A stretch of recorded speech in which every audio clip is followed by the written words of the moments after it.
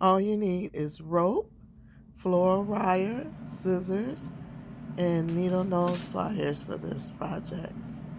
So I cut a piece of rope. I got this rope from Dollar Tree and I measured it out so that I was able to get 4 curtain tiebacks.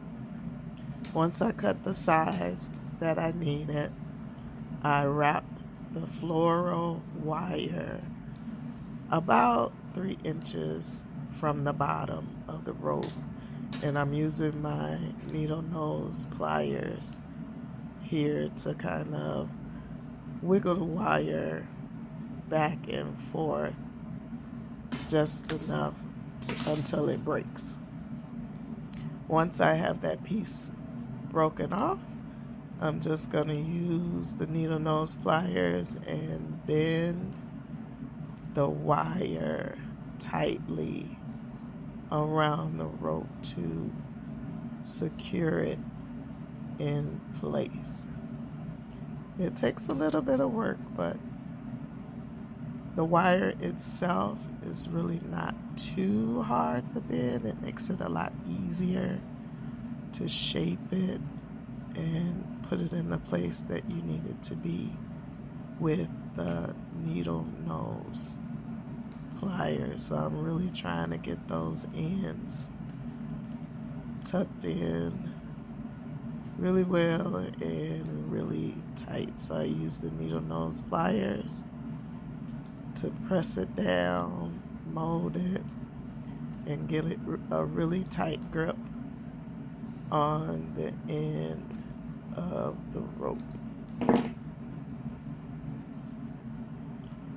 Once I've got my floor wire how I wanted it on the rope, I just started taking apart the rope on the end. That way I can begin to fringe out the edges of the rope. I just started taking it apart strand by strand as much as I could with my fingers to get a good frayed edge. And you can see the floor wire helps to keep it secure in place so I don't have to worry about the rest of the rope fraying too far up from the end that I wanted. So now I'm going to take the other end of the rope and repeat the process of breaking the floor wire to the size that I wanted it to be, and then using my needle nose pliers to wrap it tightly around the rope so that the wire is secure in place and even with the other side of the rope. So once I do a little bit of bending and kind of squeezing it down to make sure it's really tight on that spot and secure on the other end of the rope, and bending those edges down so they don't stick out.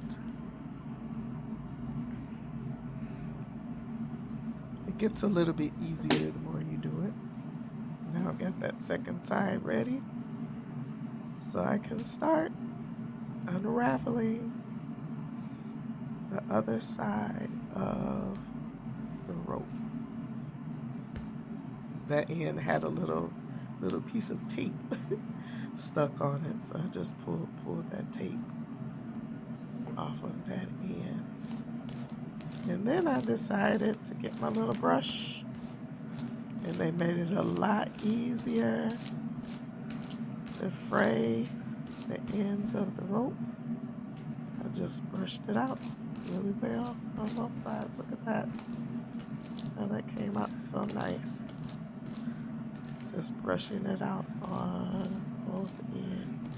I did decide at the end of my project to add some little charms. And I got the charms from charms that I would use to put in my hair for my braids. But you can also use beads to tie on the end. You can use the charms to tie on the end. If you wanted to, you could even hot glue maybe some floral flowers on the end. But this is how my curtain tiebacks came out. Hope you guys enjoyed this video.